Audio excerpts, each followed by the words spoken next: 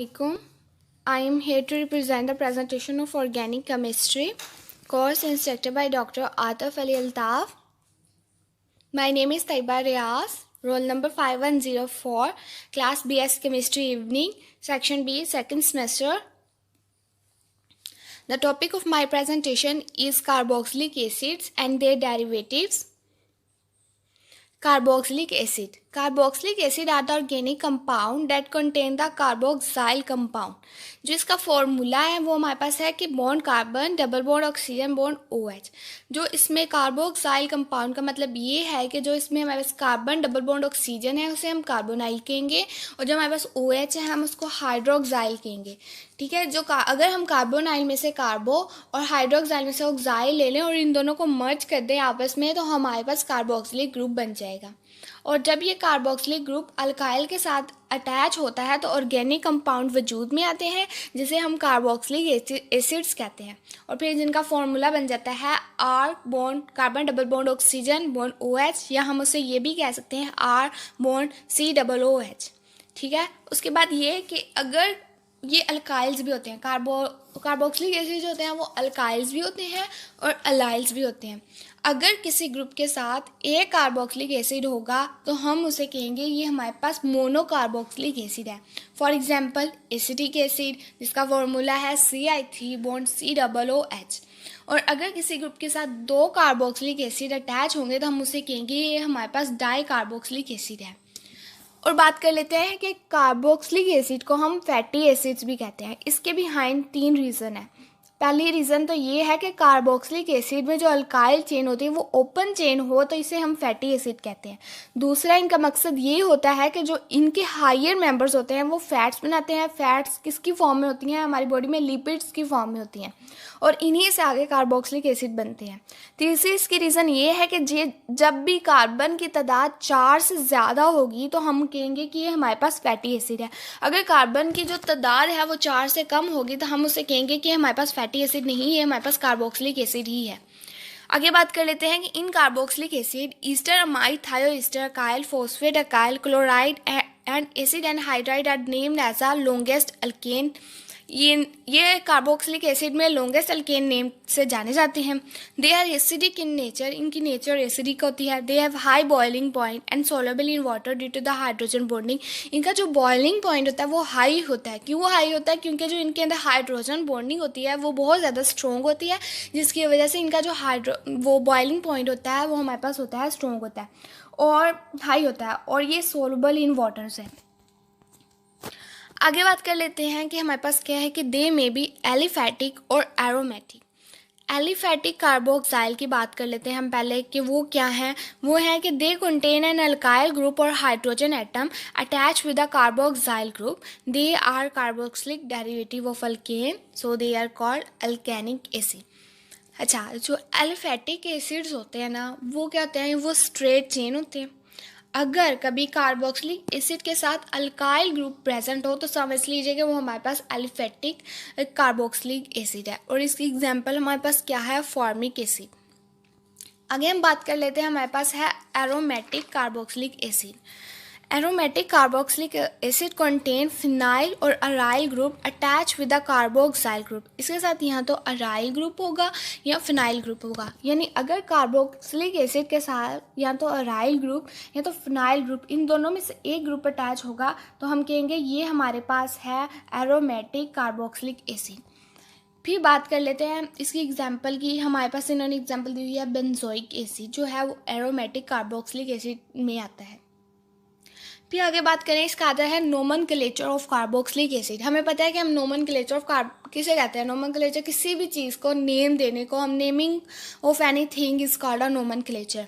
तो there are 2 different types or ways to doing the nomenclature of carboxylic acid. First is the common or trivial names and second is the IUPAC name. जो common और trivial names हैं उसको पहले हम देख लेते हैं। उसमें क्या है कि many carboxylic acid are called by the common name. ये बहुत से कार्बोक्सिलिक एसिड होते हैं जिसे हम कॉमन नेम से जाने जाते हैं। This names were chosen by the chemist to usually describe the source of where compound is found. ये जो नेम थे ना, ये केमिस्ट थे, उन्होंने ये नेम इनके चूज़ किए थे। उन्होंने कैसे चूज़ किए थे? उन्होंने सोर्स से चूज़ किए थे जहाँ से वो फाउंड हुए थे। ठीक है, In the common name of aldehyde, carbon atoms near the carboxyl are often designated by the Greek letters. ये ग्रीक लेटर से डेजिनेटेड थे, ओफन किए जाते थे, इनको डेजिनेटेड किया जाता था ग्रीक लेटर से. फिर अगर बात करें common name of carboxylic acid were derive from the source फिर फ्रॉम विच दे आइसोलेटेड. वही बात होगी कि जो ये कॉमन नेम थे, केमिस्ट इनको नेम देते थे. क्यों, किस तरह नेम देते थे कि वो देखते थे कि कौन से सोर्स से ये लिए गए हैं, फिर उसी सोर्स से उनको, यानी जहाँ से ये निकलते थे उसी सोर्स के लिहाज से इनको इनके नेम दे देते थे. एग्जाम्पल की बात करें तो हमारे पास आ जाता है फॉर्मिक एसिड. फॉर्मिक एसिड का फॉर्मूला हमारे पास क्या होता है, H(COOH). फॉर्मिक एसिड जो वर्ड है वो हमने लैटिन वर्ड से, लैटिन ज़बान से निकला है. लैटिन का वर्ड है फॉर्मिका, उससे निकला है, जिसका मतलब होता है रेड आंट. ये क्या करता है, ये इरिटेशन काज करता है by ant bite due to the formic acid. फिर उसके बाद हम बात करते हैं, हमारे पास है एसिटिक एसिड. उसका फॉर्मूला हमारे पास क्या है, CI3COOH. ये भी डिराइव किया हमने लैटिन वर्ड से एसिटम से, जिसका मतलब है विनीगर. विनीगर कहते हैं सिरके को. फिर आगे आता है हमारे पास butyric acid. It was derive from the butyrum which mean butter. ठीक है. उसके बाद हम बात कर लेते हैं, हमारे पास आ जाता है आयोपेक नेम, आयोपेक नोमेनक्लेचर. जो आयोपेक नोमेनक्लेचर है वो है कि the system of nomenclature assign to characteristic of suffix of these classes. The e ending is remove from the name of the parent chain and is replaced by the anoic acid. IUPAC लिखना हो तो हमें एक suffix का इस्तेमाल करना है, सुफिक का इस्तेमाल करना पड़ता है, जिसका नेम होता है ओइक एसिड. और ये हमने कब करना होता है, जब हम इनके कार्बन की जो तादाद होती है हम उन्हें काउंट करें, तब हमें इनको यूज़ करना होता है. ठीक है. और क्या कि the IUPAC name of saturated carboxylic acids are derived from the name of alkyl containing the same number of carbon atom and acids. जैसे मैंने बताया कि हमारे पास कार्बन की तादाद को, हमने इस आयोपिक नोमेनक्लेचर करने के लिए हमें कार्बन की तादाद को काउंट करना होता है. इसको जो है, जो आयोपिक नोमेनक्लेचर होता है, इसे हम independent name of carboxylic acid भी कहते हैं. ठीक है. The ending e is of alkane is dropped and suffix oic acid is added. जो एंडिंग ई होगी उसे हम ख़त्म कर देंगे और उसके आगे ओइक एसिड लगा देंगे. आगे हम इसकी एग्जांपल देखते हैं कि हमारे पास इसकी एग्जांपल क्या है. The IUPAC name of formic acid is methanoic acid. Formic acid का आयोपिक नेम क्या होगा, मैथानोइक एसिड होगा. The IUPAC name of acidic acid is ethanoic acid. Acidic acid का एथानोइक एसिड होगा. बिटोनिक एसिड का बाइटोरिक एसिड का बेटानोइक एसिड होगा. और इस तरह हमने ये table, there are few common and IUPAC name of carboxylic acid in given table. ठीक है. ये हमारे पास टेबल है, उसमें दिए हुए हैं, उनके कॉमन नेम्स भी दिए हुए हैं और हमारे पास आयोपेक नेम भी दिए हुए हैं, उनके मेल्टिंग पॉइंट्स और उनका बॉइलिंग पॉइंट भी दिया हुआ है. हम पहले 4 डिस्कस कर लेते हैं जो हमने पहले पढ़े थे. फॉर्मिक एसिड, हाँ, उसका सोर्स क्या था, उसका कॉमन नेम फॉर्मिक एसिड है. ठीक है. उसका सोर्स क्या था, आंट थी. हमने वर्ड कहाँ से लिया था, फॉर्मिका से लिया था.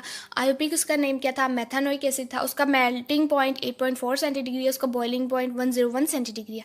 आगे बात करें एसिटिक एसिड की, उसका सोर्स क्या था, विनीगर था. और हमने कहा कौन से वर्ड से लिया था, एसिटम से लिया था. उसका आयोपिक नेम क्या होगा, एथानोइक एसिड. और उसका मेल्टिंग पॉइंट कितना होगा, 16.6 सेंटीडिग्री और बॉइलिंग पॉइंट होगा 118 सेंटीडिग्री. फिर इसके बाद हम बात कर लेते हैं ब्यूटेरिक एसिड की. इसका कॉमन नेम है, हमने कहाँ से लिया था, बटर से लिया था. कहाँ से डिराइव किया था, ब्यूटेरियम से डिराइव किया था. आयोपिक इसका नेम क्या होगा, ब्यूटोनिक एसिड होगा. मेल्टिंग पॉइंट इसका -5.5 सेंटीडिग्री होगा और बॉइलिंग पॉइंट इसका 164 सेंटीडिग्री होगा. इसी तरह आगे वैलेरिक एसिड, वैलेरिन रूट से हमने इसको लिया. पैथानोइक एसिड इसका आयोपिक नेम है, इसका मेल्टिंग पॉइंट -34.5 सेंटीडिग्री है और बॉइलिंग पॉइंट इसका 186 सेंटीडिग्री है. इसी तरह ये बाकी भी दिए हुए हैं. General method of preparation. अब हम बात कर लेते हैं इनके मेथड्स की, जैसे जिससे ये प्रिपेयर होते हैं. They are different method through which we can prepare the carboxylic acid. बहुत से मेथड हैं जिससे हम कार्बोक्सिलिक एसिड को प्रिपेयर कर सकते हैं. उनमें पहला हमारे पास है oxidation of primary alcohol and aldehyde. पहला जो है हमारे पास oxidation of primary alcohol and aldehyde है. पहले हम अल्कोहल बनाएंगे फिर एल्डिहाइड बनाएंगे, primary alcohol. Primary alcohol and oxidation gives aldehyde to the reaction does not stop here and oxidation continues to give the carboxylic acid as a final protein. ये जो oxidation of पहले aldehyde है, ये जो ना होती रहेगी और ये जो रिएक्शन है वो स्टॉप नहीं होगा और जो ऑक्सीडेशन है वो कंटिन्यूसली हमें प्रोडक्ट देती रहेगी. जो हमारा फाइनल प्रोडक्ट होगा वो क्या होगा, हमारे पास कार्बोक्सिलिक एसिड होता है. यानी इसको करने के लिए ना 2 स्टेप होते हैं। पहला स्टेप जो होता है ना, वो हम अल्कोहल जो होता है उसको हम कन्वर्ट कर देते हैं एल्डिहाइड में, और फिर जो हमारे पास दूसरा स्टेप होता है ना, वो होता है एल्डिहाइड को हम फ़ौरन कन्वर्ट कर देते हैं। एल्डिहाइड जो खुद ब खुद कन्वर्ट हो जाता है कार्बोक्सिलिक एसिड में। Aldehyde are easily oxidized to the corresponding carboxylic acid even by the mild oxidizing agent such as toluene reagent। जो ये एल्डिहाइड है, फिर आगे पहले हमने अल्कोहल का किया, अब एल्डिहाइड का कर रहे हैं, जो कि in the presence of toluene reagent में हुआ। उसके बाद हम बात कर लेते हैं, हमारे पास आ जाता है ग्रिग्नार्ड रिएजेंट। ग्रिग्नार्ड जो रिएजेंट है ना, वो एक साइंटिस्ट ने पेश किया था 1902 में। उसका नाम था साइंटिस्ट का विक्टर ग्रिग्नार्ड, ठीक है। उसने क्या कहा था, उसने कहा था कि अल्काइल ग्रुप मैग्नीशियम और हैलाइड की कॉम्बिनेशन हो तो वो हमारे पास बनता है ग्रिग्नार्ड रिएजेंट। अगर हम इसकी ये डेफिनेशन पढ़ लें तो वो ये है कि carboxylic acid can be prepare by the reaction of Grignard with the carbon dioxide. This reaction is either carried out by the passing the carbon dioxide through the ethereal solution of corresponding Grignard reagent. कि नहीं, वही बात होगी कि हमारे पास alkyl group होगा, magnesium होगा, फिर हैलाइड होगा, इन तीनों की कॉम्बिनेशन करेंगे तो हमारे पास ग्रिग्नार्ड रिएजेंट बन जाएगा। इसमें क्या होता है कि जो अल्काइल हैलाइड्स होते हैं ना, हमारे पास अल्काइल हैलाइड्स वो डायरेक्ट रिएक्ट करते हैं मैग्नीशियम के साथ, ठीक है। मैग्नीशियम के साथ रिएक्ट करते हैं और रिएक्ट ऐसे करते हैं इन the presence of dry ether. Dry ether की प्रेजेंस में क्यों करते हैं, ये सवाल उठता है। हम सिंपल ईथर भी तो ले सकते थे। ड्राई ईथर हम इसलिए यूज़ करते हैं क्योंकि जो हमारे अगर बात करें कि इनमें जो मॉइस्चराइजेशन और इम्प्योरिटीज़ बहुत ज़्यादा होंगी तो जो ग्रिग्नार्ड कार्बोक्सिलिक एसिड में, और जो ग्रिग्नार्ड रिएजेंट होता है ना, वो इतना रिएक्टिव होता है कि इनसे रिएक्ट करने के बाद वो कोई और प्रोडक्ट बनाना शुरू कर देता है। इसलिए हम जो ईथर होता है हम ड्राई लेते हैं, सिंपल ईथर नहीं लेते, ठीक है। फिर हम बात कर लेते हैं इनकी physical characteristic of carboxylic acid. पहले हमारे पास आ जाता है acidity. The most important property of carboxylic acid and one that is responsible for the naming them such is their acidity. ये बहुत ज़्यादा इंपॉर्टेंट होती है और ये नेमिंग के लिए भी काम आती है, जिसे हम कहते हैं acidity. N acid is any compound that donate the hydrogen ion to the another compound term based carboxylic acid at do this much more readily than the most other classes of organic compound, so they said to be strong acid। ये जो होता है हमें hydrogen ion जो होते हैं donate करते हैं दूसरों को, और जो ना एसिडिटी होती है ना कार्बोक्सिलिक एसिड्स की एसिडिटी जो होती है स्ट्रॉन्ग होती है, लेकिन ये कुछ ऐसे हमारे पास मेटल्स हैं या मिनरल्स हैं जिससे ये वीक होती है। वो कौन से हैं, वो सल्फ्यूरिक है, निट्रिक है, हाइड्रोक्लोरिक है। The reason for enhance the acidity of this group of the compound can be the best demonstrated by the comparisons of their acidity with that alcohol both of contain an OH group। इसमें क्या है कि जो हम reason क्या है कि जिससे एसिडिटी इसकी बढ़े, वो ये है कि इसका हम कंपैरिजन कराते हैं किसकी एसिडिटी से इसका कंपैरिजन कराते हैं, इसके हम कंपैरिजन करवाते हैं एसिडिटी ऑफ अल्कोहल से, क्योंकि वो दोनों में हाइड्रोक्साइड आयन होता है, OH ग्रुप होता है। इसलिए हम इसका अगर हमने बढ़ानी होती है तो हम अल्कोहल की एसिडिटी से हम इसका कंपैरिजन करते हैं। फिर उसके बाद हम बात कर लेते हैं इसकी सोलबिलिटी की, ठीक है। सोलबिलिटी क्या है कि the first 4 aliphatic acid, formic acid, acetic acid, propionic acid and butyric acid are weak are very water soluble in water. ये जो 4 होते हैं ये वाटर में सोलेबल हो जाते हैं ज़्यादा, और the solubility in water gradually decrease with increase in molecular mass. जैसे जैसे मोलिकुलर मास बढ़ता जाएगा जो इसकी सोलेबिलिटी होगी वो वैसे वैसे ही डिक्रीज होती जाएगी। फिर हम बात कर लेते हैं इसके बॉइलिंग पॉइंट की। बॉइलिंग पॉइंट हाई होता है due to the intermolecular hydrogen bonding. High होता है क्योंकि जो इनकी हाइड्रोजन बॉन्डिंग होती है ना वो स्ट्रॉन्ग होती है, इसलिए बॉइलिंग पॉइंट भी हाई होता है। आगे बात करते हैं the demonstration of molecular mass in non polar solvent like benzene show the carboxylic acid exist as a cyclic dimer, ठीक है। बेंजीन में ये साइक्लिक डीमर के तौर पर शो करता है। Boiling point increase with increase in molar mass also regularly. Boiling point increase होता जाता है जैसे जैसे उसका मोलर मास होता है वो इंक्रीज होता जाता है। आगे बात करते हैं हम इसकी मेल्टिंग पॉइंट की। The melting point of carboxylic acid increase irregularly with increase in molecular mass.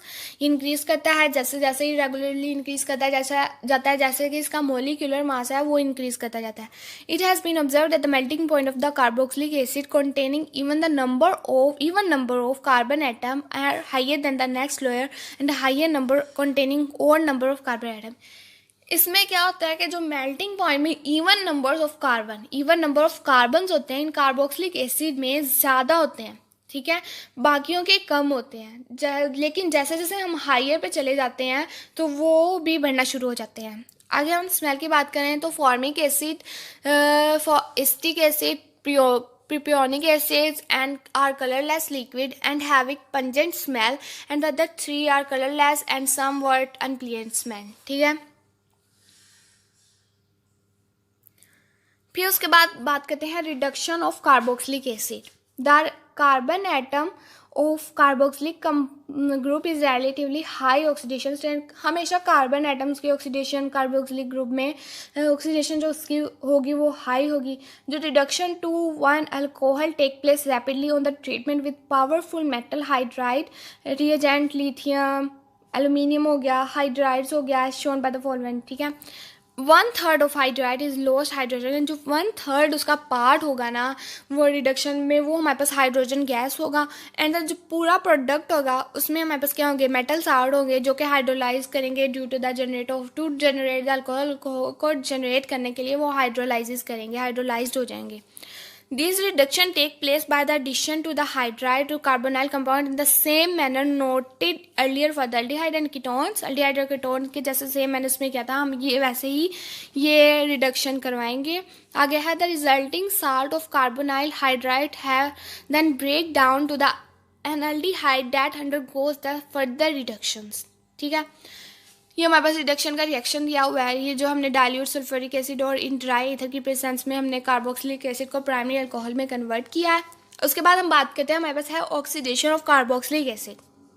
हमने पहले बात कर ली कि कार्बोक्सिलिक एसिड में जो ऑक्सीडेशन होती है वो हाई होती है, लेकिन इसमें हमने ये कहते हैं कि जैसे अगर हम इसकी जो ऑक्सीडेशन होगी, अगर हम फर्दर ऑक्सीडेशन इसकी करवाएंगे तो कार्बोक्सिलिक कंपाउंड जो होंगे, कार्बन होंगे, वो रिमूव हो जाएंगे, ठीक है। Depending on their reaction condition the oxidation state of remaining organic structure में बी हायर, लोअर और अनचेंज। या तो हायर हो जाएगी, लोअर हो जाएगी, या चेंज ही नहीं होगी। ये हमारे पास ऑक्सीडेशन का रिएक्शन है, ठीक है। फाइनली हम बात करते हैं डेरिवेटिव्स ऑफ कार्बोक्सिलिक एसिड की। Carboxylic acid derivative include the carboxylic acid themselves. इसमें कार्बोक्सिलिक एसिड खुद भी शामिल होता है, कार्बोक्सिलेट भी होता है, और जो इसके जो इम्पोर्टेंट 4 डेरिवेटिव्स हैं वो हमारे पास एमाइड्स होते हैं, ईस्टर होते हैं, थायर ईस्टर्स होते हैं, काइल फॉस्फेट होते हैं। देखिए पहला जो हमारे पास है, ये मैंने डायग्राम मैंने ऐड किया है। इसमें क्या है कि कार्बोक्सिलिक एसिड है, हमारे पास सिंपल फार्मूला है इसका, R bond carbon, double bond oxygen, bond OH। उसको हमने कन्वर्ट कर दिया है कार्बोक्सिलेट में, फिर हमने इसको कन्वर्ट किया है ईस्टर में, अमाइड में भी कन्वर्ट किया हुआ है, थायर ईस्टर में भी, अकाइल फॉस्फेट और अकाइल AMP। आगे मैं बताती हूँ कि ये हमने कैसे इसे कन्वर्ट किया। Derivative of carboxylic acid contain the functional group. ये फंक्शनल ग्रुप कंटेन करते हैं derivatives that undergo the nucleophilic acyl substitution, जो किसके अंडरगोज होते हैं, न्यूक्लियोफिलिक अकाइल सब्स्टिट्यूशन के अंडरगोज होते हैं। According to the carboxylic acid formula will can be replace by the OH with other element. ये फार्मूला रिप्लेस हो जाता है। देखिए अगर हमारे पास फार्मूला है कार्बोक्सिलिक एसिड का, हमारे पास क्या फार्मूला है, R bond carbon, double bond oxygen, bond OH। लेकिन जो उसमें जो OH है, OH हमारे पास क्या था, हाइड्रोक्साइल था। हाइड्रोक्साइल को हम चेंज कर दें किसी और प्रोडक्ट, किसी और एलिमेंट से, ठीक है।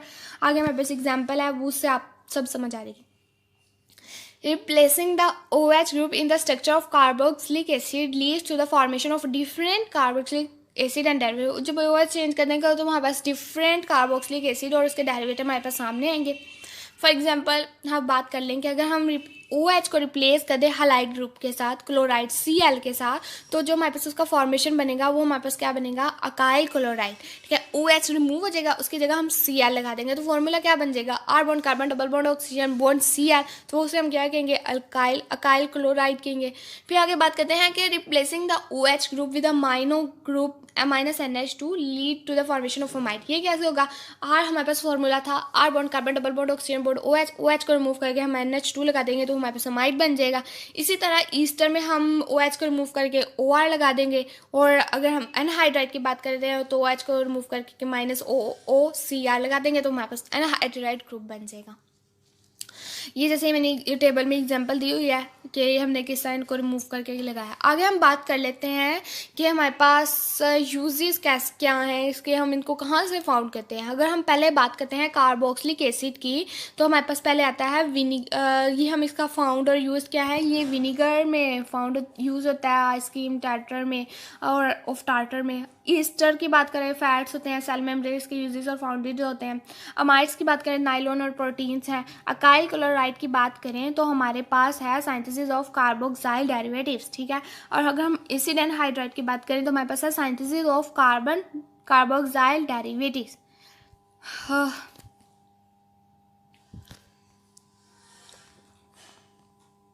Thank you.